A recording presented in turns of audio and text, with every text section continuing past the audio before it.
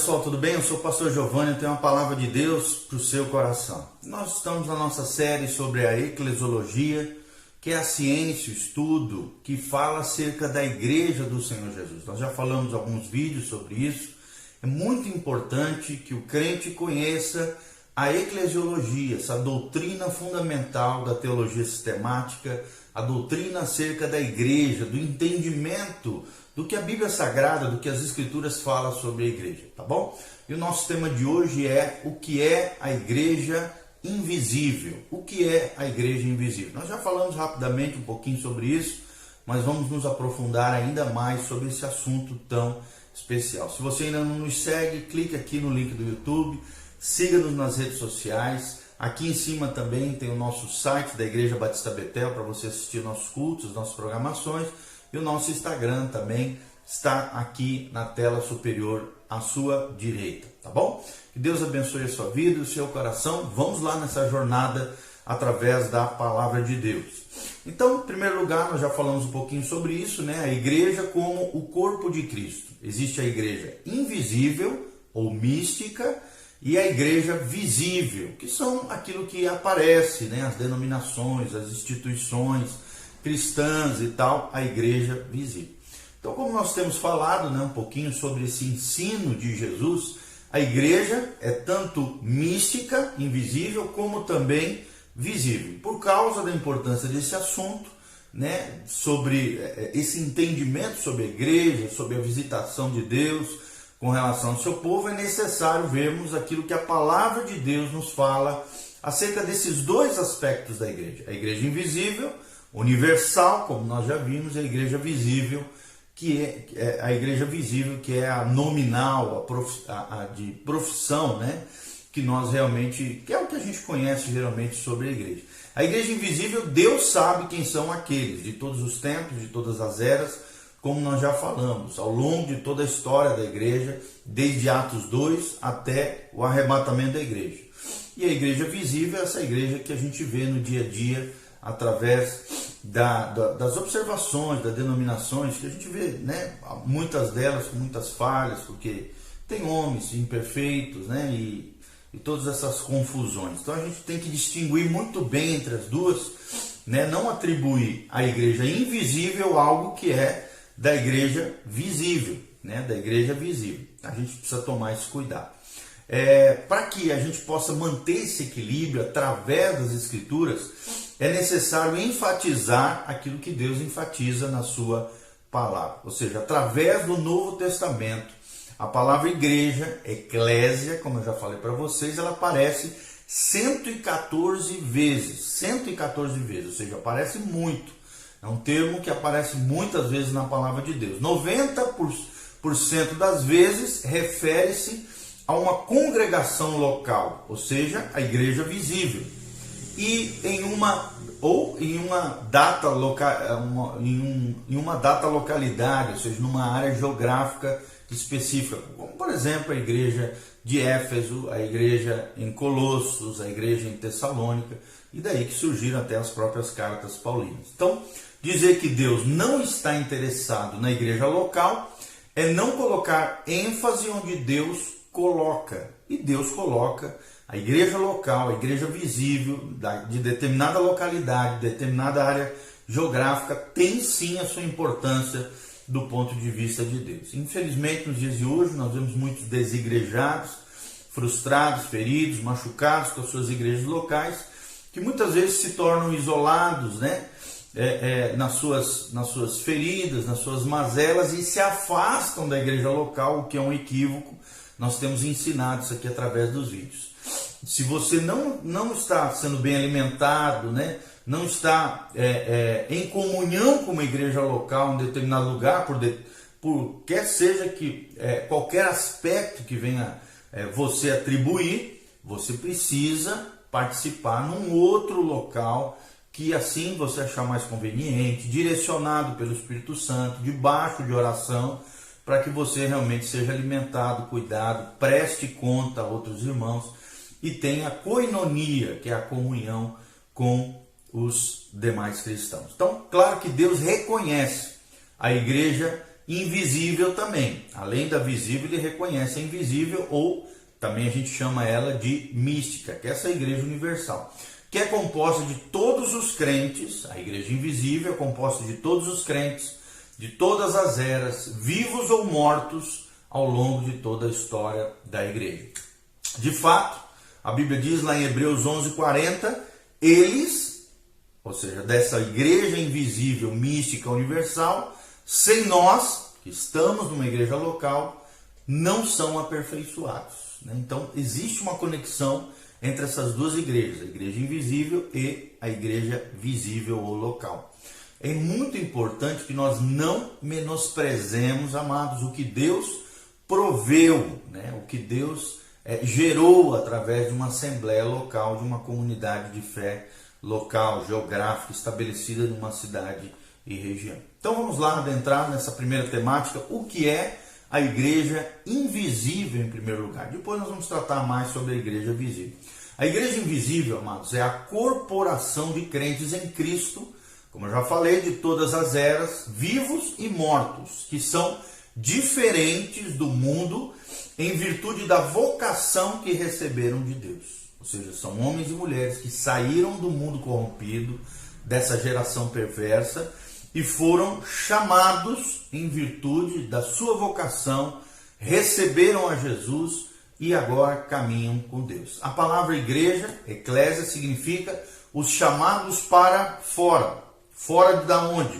Fora do mundo corrompido, do mundo que jaz do maligno, como diz a Bíblia Sagrada. Então a igreja consiste daqueles que foram chamados para fora do mundo e foram separados para Deus para cumprirem o seu propósito. Então ela não pode ser confundida com um mundo, por exemplo, reformado. Não, é outra coisa, tá? E a Epístola aos Efésios, ela trata primordialmente dessa natureza da igreja invisível. E dela nós podemos concluir, a linda carta de Paulo aos Efésios, de 1 até o capítulo 6, você vai ver ali uma carta específica trazendo a revelação do coração de Deus acerca da igreja. Efésios se resume em 3 princípios. Primeiro, o que é ser um filho de Deus, a identidade do cristão. Do capítulo 1 ao capítulo 3, nós aprendemos sobre isso. Do capítulo 4 ao 6, 9, nós aprendemos quais devem ser as atitudes, os comportamentos de um verdadeiro cristão. Tudo isso com referência, é claro, à igreja, à eclésia.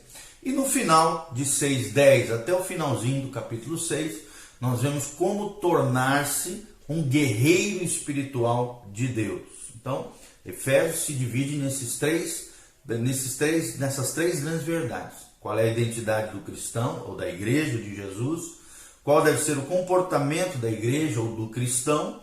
E, em terceiro lugar, como se tornar-se num nível mais elevado de maturidade, como se tornar-se um guerreiro espiritual, porque fala sobre a batalha espiritual que todo crente enfrenta e quais são as armas que nós temos da parte de Deus, tá bom? Então Efésios trata dessa natureza, dessa igreja universal, dessa igreja invisível, e podemos defini-la da seguinte maneira: há somente uma igreja universal. Está lá em Efésios 1:22, a Bíblia diz que só existe uma igreja universal, tá bom? Aqui não estou falando da igreja universal do Reino de Deus, estou falando da igreja, como eu já falei, de todos os crentes em Cristo, de todas as eras, vivos e mortos, que são diferentes do mundo em virtude da vocação que receberam de Deus, tá bom? Muitas pessoas ficam perturbadas, por exemplo, por ver que nem todos os que são salvos fazem parte dessa organização, e realmente não fazem, nós sabemos disso. O problema não é tão sério, amados,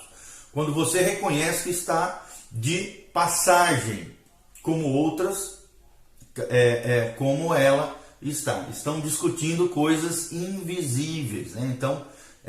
Então a gente precisa reconhecer isso, que mesmo dentro da igreja local existem pessoas que não fazem parte dessa igreja universal. Você pode ler isso também em Romanos 12, versículo 5 e 1 Coríntios 10, 17, tá bom? Segunda observação é que a igreja é uma proclamação viva para os mundos visíveis e invisíveis. da multiforme sabedoria de Deus, está lá em Efésios 3:10. Ou seja, todas essas diferenças, todas essas pessoas de diferentes etnias, cores, raças, personalidades, tudo isso dentro da Igreja Universal, Mística e Invisível, revela a multiforme sabedoria de Deus, um Deus sábio que se revela de muitas formas, que usa diferentes pessoas de diferentes etnias, cores, raças, personalidades para cumprirem o seu propósito. Isso é tremendo, gente, essa multiforme sabedoria de Deus. Por isso nós precisamos entender, compreender as diferenças que existem dentro da igreja. Aprenda, querido, Deus não está apenas demonstrando a sua graça ao homem, mas também está demonstrando a sua sabedoria aos principados e às potestades, ou seja, ao reino invisível também. A sabedoria de Deus encontra a sua suprema manifestação na sua graça e na sua igreja. Então, através da igreja, nós vemos essa grandeza de Deus, essa sabedoria de Deus em cumprir os seus propósitos, através de diferentes pessoas, de diferentes personalidades, diferentes etnias, ao longo de toda a história, tá bom? O terceiro ponto, o terceiro princípio é que a igreja invisível é algo que existe através de todas as eras, está lá em Efésios 3:21, ou seja, através desses templos, né, de toda essa história da igreja. A igreja estava no propósito eterno de Deus, portanto a igreja não pode ser um parêntese que Deus improvisou quando os judeus rejeitaram a Cristo. Se os judeus tivessem recebido a Cristo, teriam estabelecido a igreja, tá bom? Então, a igreja é algo que existe através de todas as eras, aqui no sentido que sempre houve um remanescente fiel, tá? Um Israel espiritual, como nós já falamos em outros vídeos, tá bom? Não que não exista esse parênteses profético, essa dispensação da graça, sim.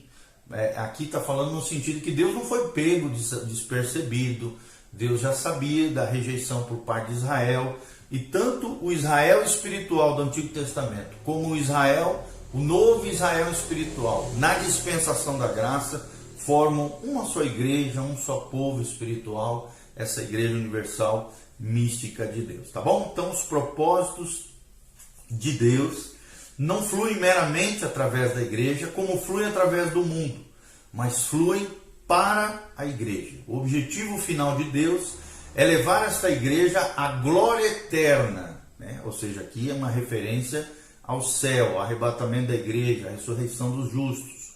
E a igreja nunca será substituída por um reino ou qualquer coisa. Não, a igreja já está inserida no reino de Deus. Ela já faz parte desse algo ainda maior chamado reino de Deus. A igreja é sujeita à sua cabeça, ou seja, Jesus Cristo, lá em Efésios 5:24. Deus apresenta essa sujeição na figura das relações familiares, ou seja, da mesma maneira que existe essa ligação familiar, também existe essa ligação entre Cristo e a sua noiva, entre Cristo e a sua igreja. Qualquer sujeição a qualquer autoridade que não seja autorizada por Cristo é infidelidade, é adultério e leva à alienação espiritual, tá bom? Então preste atenção, vou repetir: qualquer sujeição a qualquer autoridade que não seja autorizada por Cristo, pelo próprio Cristo, e aqui nós estamos falando também de um reconhecimento comunitário, é infidelidade, é adultério espiritual e leva à alienação. Alienação é um termo que vocês sabem, né, filosófico, significa alguém que sai fora de si, perde o tato, o senso com a realidade.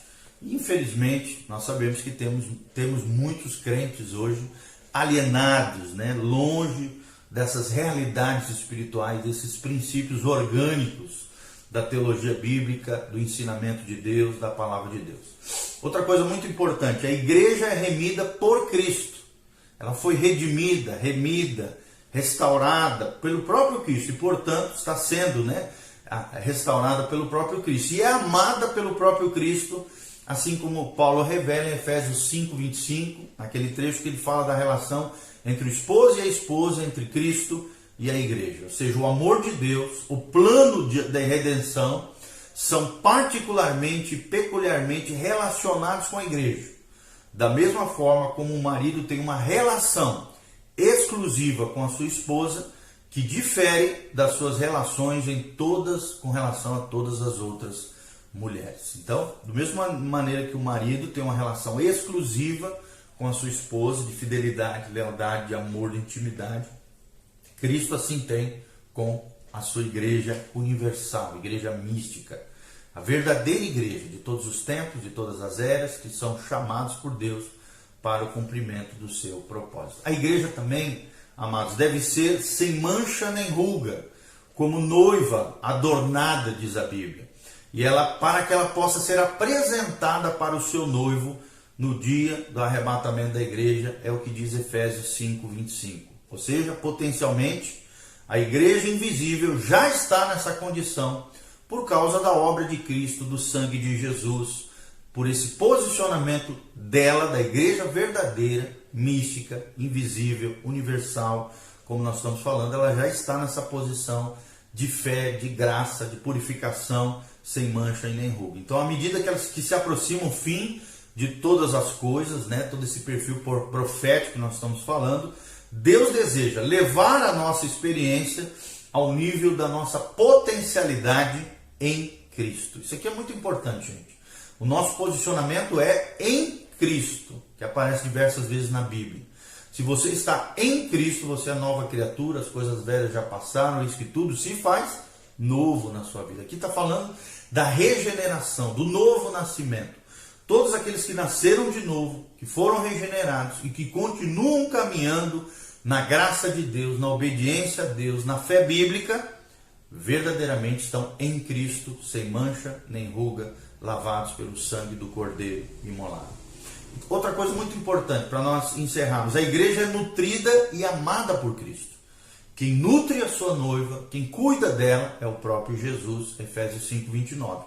Então, da mesma forma como o marido provê as necessidades à esposa, Cristo provê tudo o que necessitamos, louvado seja o nome do céu. Então, para que ficar temeroso, ansioso, agoniado, atormentado? Querido, creia, se você faz parte da noiva de Cristo, do corpo de Cristo, você é nascido de novo, filho de Deus, o noivo vai cuidar de você, vai nutrir você e vai amar você com amor leal, com amor fiel, cuidando de você. E ele é fiel, ele não falha. Ele não é igual esses homens aí, né, vagabundos, que fazem um pacto, uma aliança com as suas esposas nos altares, depois abandonam, deixam de lado, não cuidam, não estão nem aí, abandonam suas famílias. Não.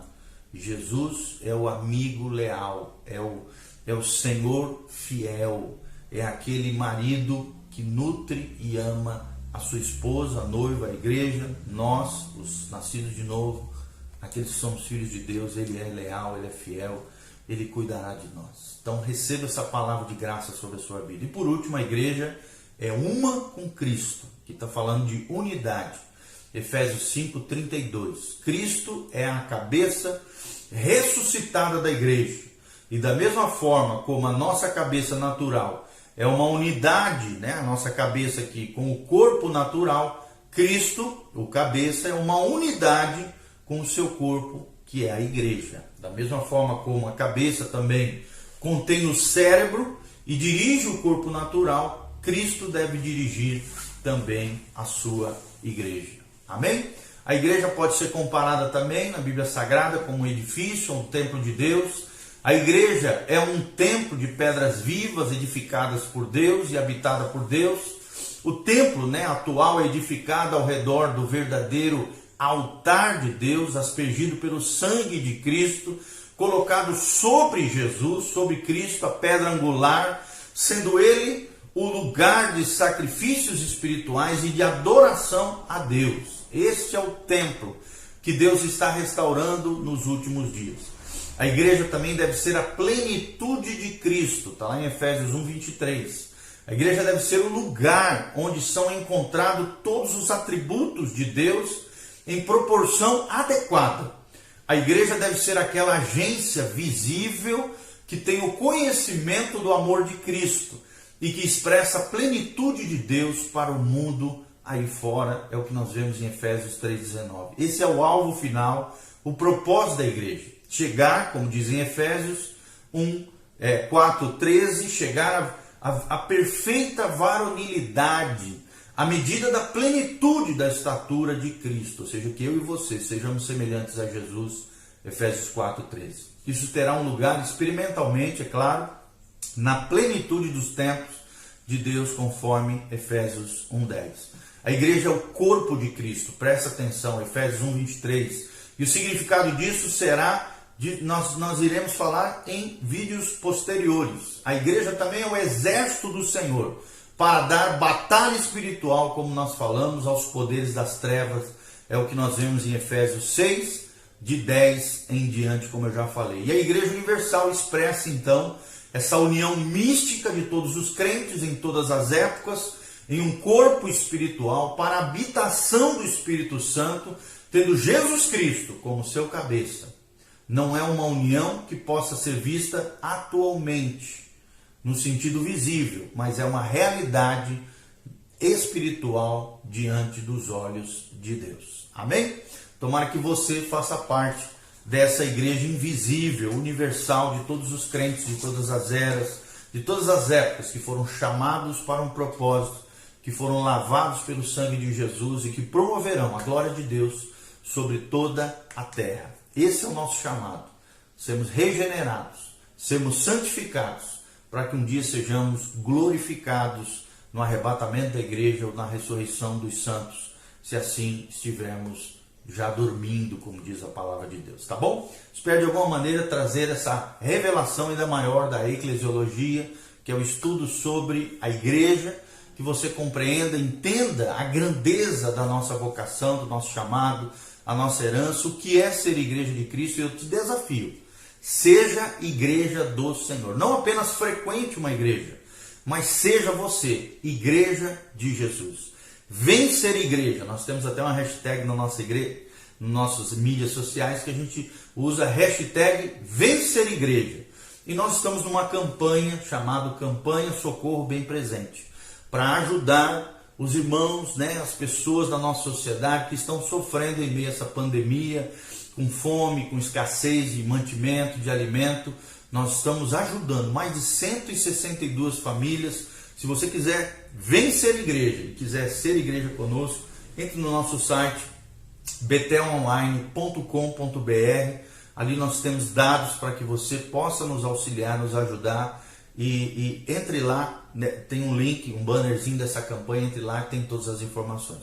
Clique aqui, siga as nossas redes sociais, dê um joinha, faça seus comentários, faça qualquer pergunta, comentário ou coisa. Compartilhe esse vídeo com outras pessoas e a graça e a paz de Jesus esteja com você.